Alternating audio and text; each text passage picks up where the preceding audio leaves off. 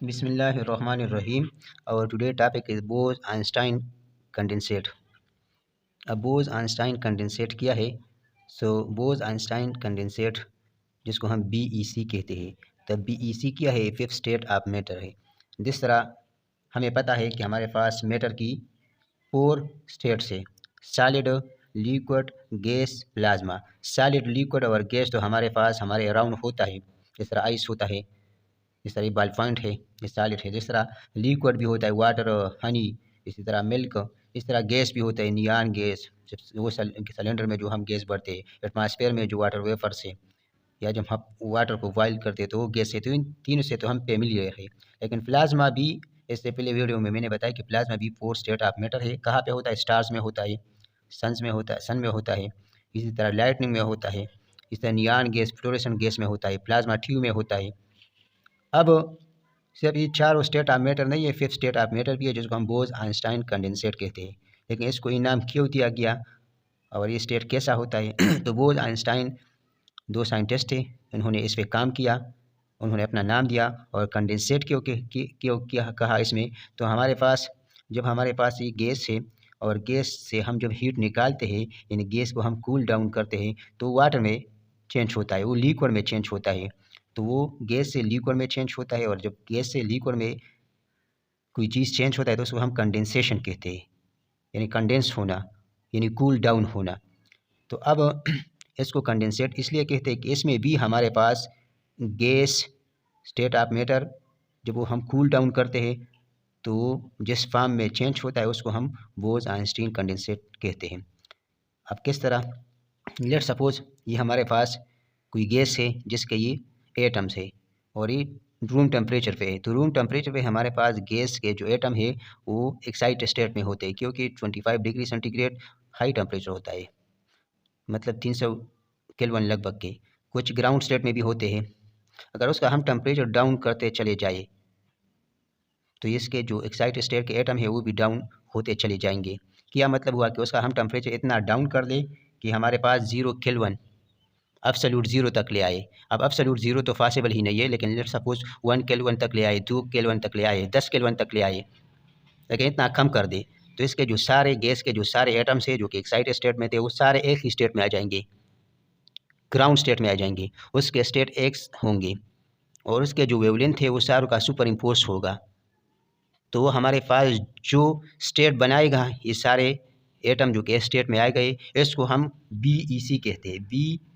BEC, बोस-आइंस्टाइन condensate या Bose-Einstein condensate, BEC। अब helium atom, helium gas को अगर हम इस 2.3 केल्विन तक कूल डाउन करते हैं तो उसके जो सारे एटम्स है वो सेम स्टेट में आ जाएंगे, और वो जो स्टेट बनाएगा उसको हम BEC यानी बोस-आइंस्टीन कंडेंसेट या बोस-आइंस्टाइन कंडेंसेट कहते हैं। अब यहाँ पे एक क्वेश्चन एराइज होता है। कौन सा क्वेश्चन? कि हमारे पास जब हम गैस को कूल डाउन करते हैं तो लिक्विड में चला जाता है, और लिक्विड तो टेम्परेचर इतना नहीं होता। तो फिर जब गैस को हम कूल डाउन करते हैं तो वो लिक्विड में चलता है, वो लिक्विड तो स्टेट ऑफ मैटर है। तो फिर यहाँ पे इसको फिफ्थ स्टेट या फिफ्थ नाम क्यों दिया गया?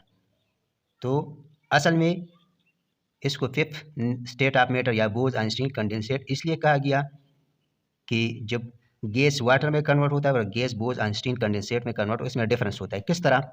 नॉर्मली ये हमारे पास गैस है, जैसे हमारे पास एटमॉस्फेयर में हमारे पास वाटर वेपर है गैस से। अगर इससे हम हीट निकाल लें तो ये किस में कन्वर्ट होगा?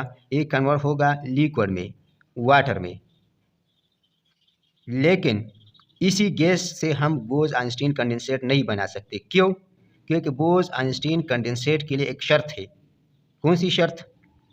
वो यही है कि जिस गैस से हम बोस-आइंस्टीन कंडेंसेट बनाते हैं, फिफ्थ स्टेट ऑफ मैटर बनाते हैं, उसका डेंसिटी एटमॉस्फेयर में जो हमारे पास एयर है उसके डेंसिटी से 1 लाख कम होगी। 1 लाख कम होगी डेंसिटी। हम 1 लाख कम करेंगे उस गैस की डेंसिटी, तो फिर वो हमारे पास फिफ्थ स्टेट में कन्वर्ट होता है। और ये जो हमारे पास सॉलिड, लिक्विड, गैस और प्लाज्मा, ये 4 स्टेट ऑफ मैटर हमारे पास नेचर में एग्जिस्ट करते हैं, नेचर में पाए जाते हैं। लेकिन हमारे पास जो BEC है, बोस-आइंस्टीन कंडेंसेट, ये नेचर में नहीं होता, इसको लेबॉर्ट्री में बनाना पड़ता है। जिस तरह हीलियम का बनाया था हीलियम गैस से BEC बनाया था, उसका टेम्परेचर 2.3 केल्विन तक। कहाँ पर? लेबॉर्ट्री पे। अब यहाँ पे थोड़ा सा ध्यान से हमारे पास गैस से हम प्लाज्मा भी बना सकते हैं और गैस से हम क्या बना सकते हैं? गैस से हम BEC भी बना सकते हैं। जब गैस को हम हीट अप करते हैं तो प्लाज्मा में कन्वर्ट होता है, यानी उसका टेम्परेचर बहुत हाई होता है, तो उसके जो एटम्स है वो आयन में कन्वर्ट होते हैं, पॉजिटिव और निगेटिव आयन्स में। तो उसका टेम्परेचर बहुत हाई होता है, जिस तरह हमारे पास सन में बहुत हाई टेम्परेचर होता है, क्योंकि वहाँ पे प्लाज्मा होता है। इसी गैस को हम कूल डाउन करते हैं, लेकिन अगर इसका डेंसिटी हम कम कर दें, 1 लाख तक कम कर दे, जिस तरह ये यहाँ पे देखिए, यहाँ पे एक पार्टिकल यहाँ है, इसका देखें ना डेंसिटी कम है, क्योंकि यहाँ पार्टिकल बहुत कम है, यहाँ पार्टिकल ज़्यादा है, तो इसका डेंसिटी हाई है इस गैस का, और इसका डेंसिटी हमने कम कर दिया। लेट सपोज कितना, इस गैस से हमने 1 लाख तक कम कर दिया।